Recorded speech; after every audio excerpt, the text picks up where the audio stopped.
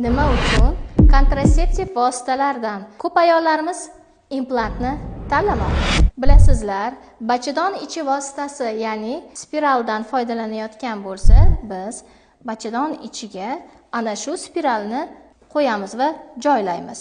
Ba'zi bir holatlarda shifokorlarimiz spiralni ipini uzunroq qoldirsa, juda ko'p holatlarda jinsiy aloqa paytida noqulayliklar keltirib chiqazadi.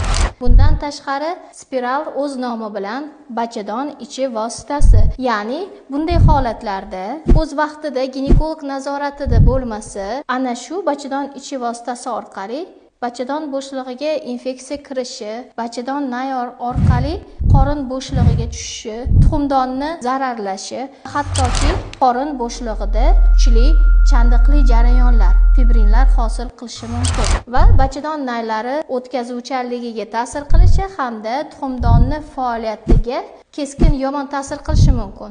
Shuning uchun ham so'nggi paytda ayollarimiz implantni tanlamoqda. Implantni bilasiz, o'z navbatida biz bachadon bo'shlig'iga qo'ymaymiz. Chunki ba'zi bir ayollarimiz bachadonimga implant qo'yib bering deb kelishadi.